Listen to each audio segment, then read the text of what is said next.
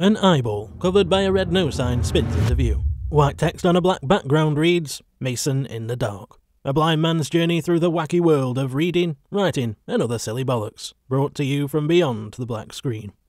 Cut to black. Hello everyone. Mason here. How you doing? Next. An army of shadowy looking figures wearing t-shirts emblazoned with the word idea close in on a petrified looking Mason. Guys, please, have mercy. Form an orderly line and I'll see you one at a time. I can't write you all at once, it's not possible. Oh my god, there's too many of them. You're gonna kill me. The blind bastard of Booktube is back, and today I'm bringing you a writing update. So, apparently I've entered a faster time stream and it's now late April. What is time? Listen guys, this year is galloping along at a staggering pace and I'm aware that recently I've been fairly absent, but never fear, I'm still here and I'm not going anywhere. Recently I've had a mixture of technical and personal issues, but you don't need to worry, I'm okay. There's also the fact that we're now in spring, so everybody is mowing the lawn. It's okay, Mason. Stay calm. Deep breaths. In terms of my reading, I don't have that much to talk about. In fact, I don't have anything to talk about. It's not so much that I'm in a reading slump, it's just that I haven't had time to pick anything up, and when I have, it hasn't been worth talking about. I tackled a Doctor Who novelisation which was just okay, and also a contemporary romance that was average. I don't particularly like doing book reviews when my opinion is meh. If I don't have anything to say, then I'm not going to say anything. On the other hand, when it comes to my writing, I've been a busy bee. To be honest, I've been labouring under a barrage of endless ideas, and as much as I'd love to, I just don't have time to write everything. I bloody wish I did, though. The 15th of May is flying towards us like a speeding bullet, which means we're getting closer and closer to the publication date of Half-Human Heroes, a fantasy anthology. If you're not aware already, my story, Dishonored in Death, is a gritty urban fantasy set in a multicultural melting pot of a city known as Dagrock. It centres around a badass dwarf maiden armed with a mace and a motorcycle, seeking retribution. All I'm saying is, if you like the sound of that, then make sure you get your hands on a copy of Half-Human Heroes. I think we're onto something special, and you'll be supporting a group of indie authors. Power to the people! I can see a lot of potential for various stories that I could tell within the setting of Dagrock, and I've already started drafting a few. The ending to Dishonored in Death has created a situation in the city that I'm quite eager to delve into, but I don't want to talk about it too much right now, because A, I'm not entirely sure what direction I want to take, and B, I don't want to spoil my own story before it's even out. Rest assured, I'm almost 100% certain that there will be further exploration of that world in future. Stay tuned for that. In other news, I had a bit of a disheartening experience recently. Equality and accessibility in regards to reading is incredibly important to me, which is why I'm determined to narrate all my work, so I've been looking into various avenues that might help me with that. In the UK, there's a charity known as the RNIB, the Royal National Institute for the Blind. A quick disclaimer before I tell this story, I have an immense amount of respect for what the RNIB do, and in the past they've offered me some amazing opportunities. For example, they do a lot of youth work, and when I was in school they provided a team of assistants that were there to help me overcome the hurdles presented by my visual impairment when it came to education. A couple of years ago, I was invited to a workshop in London that was focused on the future of accessibility in the gaming industry. I had a fantastic time, and the RNIB paid my travel expenses. Without that, I wouldn't have been able to get there. My point is, for the most part, the RNIB are mint. One of the many services provided by the RNIB is the Talking Books Library, which is a free service that provides access to audiobooks for blind people in various formats. I think we can all agree that that's an invaluable idea, right?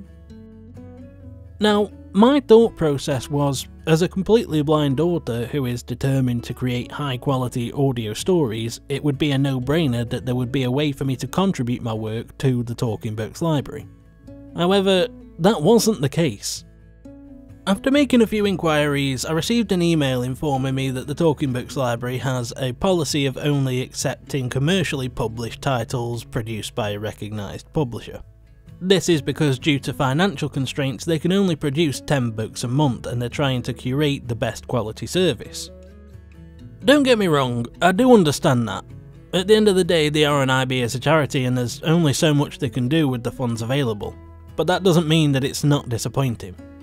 I need to clarify with them whether or not it makes a difference if they don't actually have to produce the audiobook. I'm more than happy to narrate my own work, that's what I do and I enjoy doing it. However, there's probably still costs involved with stocking the product, so who knows. The thing is, if I'm being honest, I just can't get this idea out of my head. I've been thinking about it a lot, to say the least. The fact of the matter is, blind and visually impaired people have very limited options when it comes to reading. It comes down to large print, braille and audiobooks. With the premium prices charged by companies like Amazon and Spotify, who are driven by profit margins, a service that is dedicated to making access to audiobooks easier and fairer for the blindness community is invaluable. However, in my opinion, there seems to be a disconnect. It seems logical to me that a service like the Talking Books library would have a desire to also support blind and visually impaired authors. The harsh truth that some people might not want to hear is, there's definitely a glass ceiling for authors like me. Although there's a plethora of services out there that offer assistance in regards to self-publishing, those platforms most likely won't be accessible because blind, visually impaired and otherwise disabled authors are a niche market.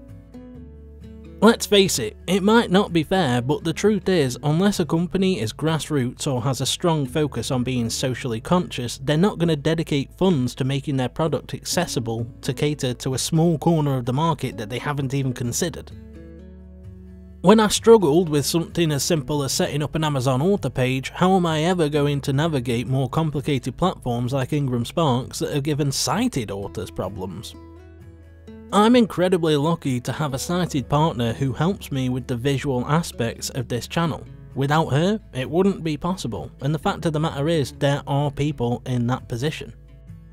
It's important to remember that a lot of disabled people feel socially isolated and they won't always have someone that can help them out. Plus, unemployment within the community is disproportionately higher, which means that due to technological and financial constraints, disabled authors won't necessarily have the means or opportunity to produce their own audiobooks. It's difficult enough for abled people, it's even harder for us. I just wish that the entire process was easier for everyone, to be honest, because I know that there are plenty of authors, disabled or not, who would create audiobooks if they had the means to do so. In an ideal world, there would be some sort of service that would cater to independent and disabled authors by providing them with resources that would make audiobook production easier, fairer and more accessible. That, in my opinion, would give a much needed boost to the equality within the reading and writing communities because right now, the corporate overlords hold all the power. I struggled to include that segment, to be honest, because I am the self-proclaimed purveyor of silly bollocks and I like this channel to be entertaining. I didn't want you to come away from this thinking that I was being negative, but this stuff matters to me and sometimes it needs talking about because how will the world ever get better if we don't?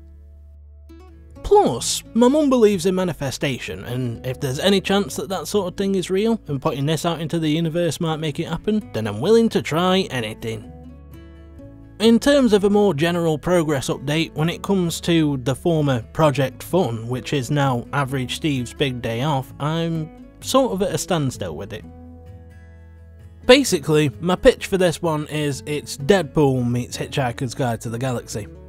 It's a science fiction comedy, time-travelling, planet-hopping adventure with a self-aware narrator called Naz. It's really silly, and when I need a break from more serious writing, it's a lot of fun to work on.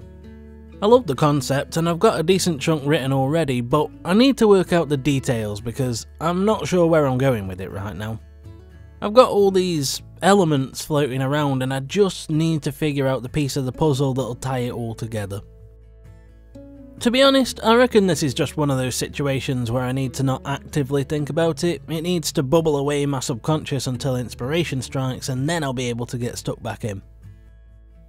In the meantime, I'm hard at work on the Bleeding Ground Volume 9, which, as of yet, has no title. I mean, I have an idea of what the title's going to be, but I don't want to share it in case I need to change it. The latest lesson I've learned is, just because I thought of it, doesn't mean I need to cram it in right away. I've been doing quite a lot of world building, which is something that I usually struggle with, but recently I've been feeling quite inspired, and so, in my head, I've managed to flesh out the world of the Bleeding Ground a lot more than it was previously.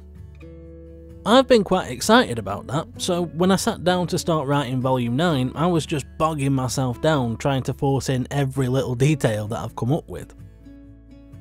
It was absolutely murdering the pacing, and it felt very, very info-dumpy. In the end, I had to take a step back and realise I needed to show some willpower and restraint. There's plenty of time, I don't need to include it all now. It's a marathon, not a sprint. Slow and steady wins the race. Other than that, the process is going pretty smoothly, and I've actually got more written down than I would have expected to at this point. I don't want to jinx it, but I'm starting to find this whole process a lot easier. I think that's mostly because as time goes by, I'm learning, I'm getting more experience, and I'm proving to myself that I can do this, which is helping me finally escape the shackles of imposter syndrome. So, my question of the day is this. Would you rather live in a world where sneezing teleports you to a random place anywhere in the world, or where yawning causes a random animal within a 5-mile radius of you to turn into a vicious predator that goes on a rampage for 5 minutes? Tough choice. I'd probably go with sneezing. It seems more selfless. Sure, I might teleport into the middle of a busy motorway, but at least my tiredness won't cause pandemonium in my local area. Have you enjoyed this video? If so, the like and subscribe buttons are just sitting there waiting to be pressed. And if you don't press them, I'll do something so unpleasant I can't even say it out loud. So do yourself a favour. If you've got thoughts to share or you fancy a chat, then you know where the comment section is, and you can find the links to all my social media in the description. Thanks ever so much for spending time with me today, guys. Until next time, take care. For now I'm off, and you should have a good one.